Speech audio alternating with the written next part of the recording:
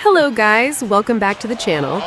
So today we're talking about Caitlin Clark and a moment that nobody expected during the Indiana Fever's matchup against the Atlanta Dream, a game that ended in an 83-71 victory for the Indiana Fever, but not without some unusual drama involving Caitlin Clark. Right before the start of the second half, Caitlin Clark experienced an unexpected health issue on the court. While warming up and getting shots up ahead of the third quarter, Clark suddenly had to step away from action. The broadcast later confirmed she was under the weather, and moments later it became clear what had actually happened. Caitlin Clark had to leave the floor to throw up just before returning to the game environment. According to Caitlin Clark herself, the situation started after she tried to eat some applesauce at halftime.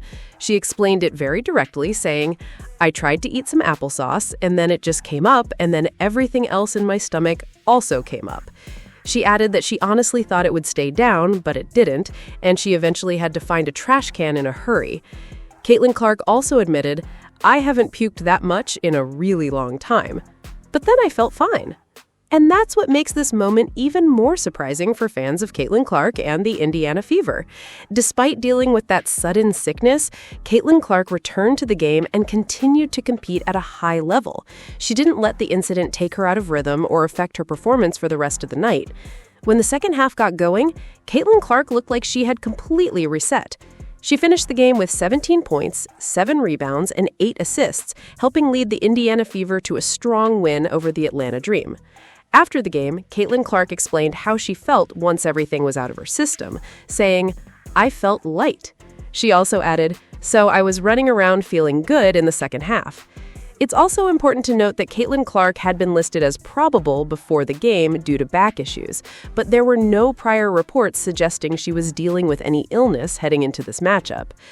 Earlier in the week, Caitlin Clark even told reporters that she was feeling doing great, mentioning how she had been relaxing, playing games like Catan and Scrabble, spending time with friends, going out to dinner, and even watching Game 1 of the NBA Finals.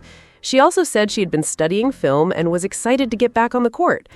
Beyond the physical situation, Caitlin Clark was also asked about her emotional intensity and body language on the court, especially after a heated moment involving Indiana Fever head coach Stephanie White during a previous loss to the Fire.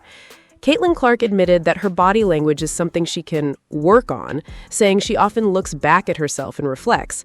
However, she also made it clear that her competitive nature is a big part of who she is. Caitlin Clark explained, "I'm competitive and I have an edge," and emphasized that this fire and passion is part of what makes her special as a player.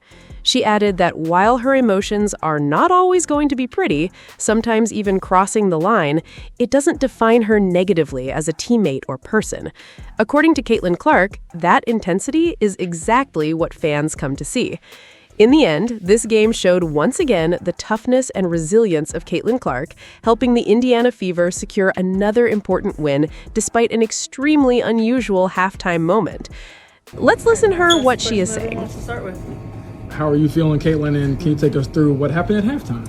Yeah, I mean, a little sick, but I don't know. I tried to eat some applesauce, and then it just came up, and then everything else in my stomach also came up, so I thought I was gonna stay down, and then I found a trash can, thank God, and I haven't puked that much in a really long time, so, but then I felt fine. I felt light, so I was running around feeling good in the second half, but I feel okay. Obviously, I'm losing my voice a little bit, but I'll be good.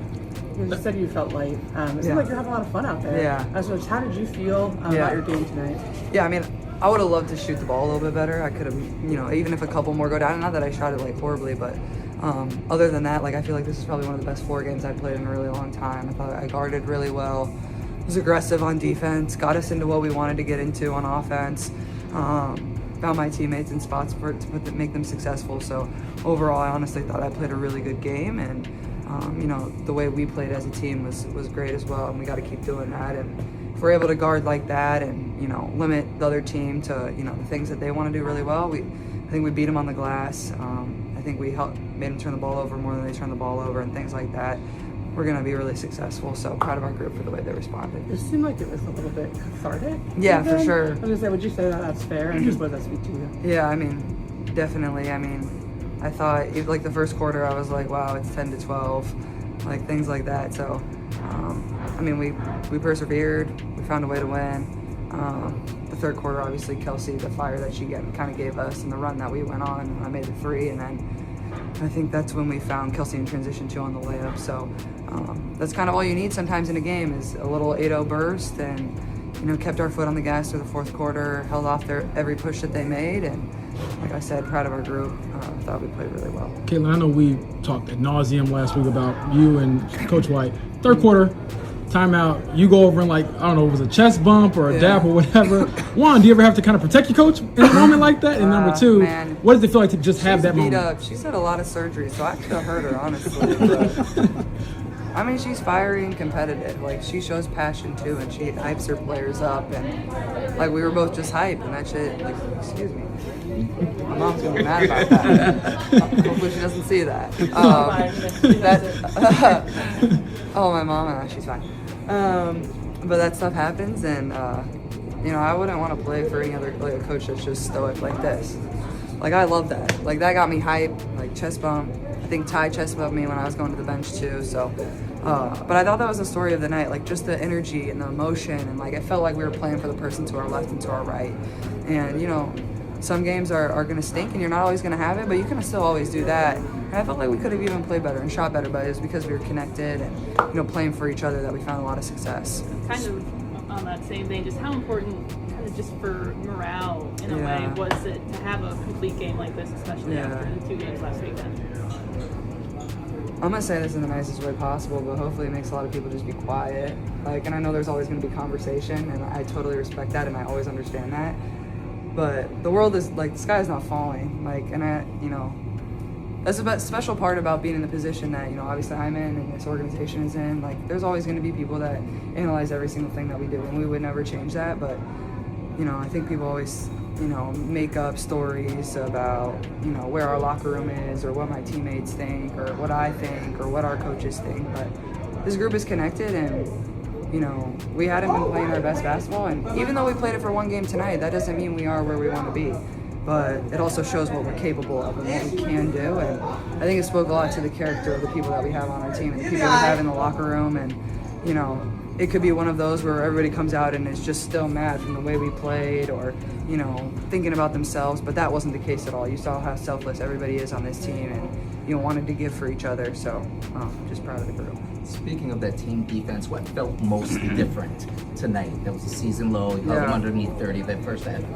Yeah, I mean, I think we held them under there. I don't know the exact numbers what Ryan and Gray combined for, but it was definitely less than what they had been shooting. I don't think either of them shot the ball as well as they would have liked, and sometimes that happens, but also they didn't get to shoot as many threes as they probably would have liked as a team. I think they shot about 20. Usually they're at closer to 30, so just limiting attempts, that's what you're just making things difficult on them. I think we cleaned up the glass better than other teams that have played them. Obviously, that's what they do really well. They get second chance points, they get points off of turnovers.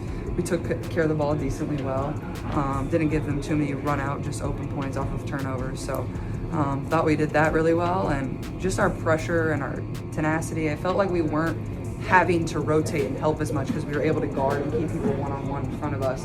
And I think we just had each other's backs. We're communicating. We switch up coverages and things that we were doing. And, as somebody that's playing offense, that's hard, when you're trying to run certain things and get different looks. When the defense is able to constantly switch because they're doing things really well, that's hard as an offensive player to understand what looks you're going to be able to get. So, yeah, I thought we did all that really well. And like I said, still a lot of room for improvement. So that's the exciting part, too.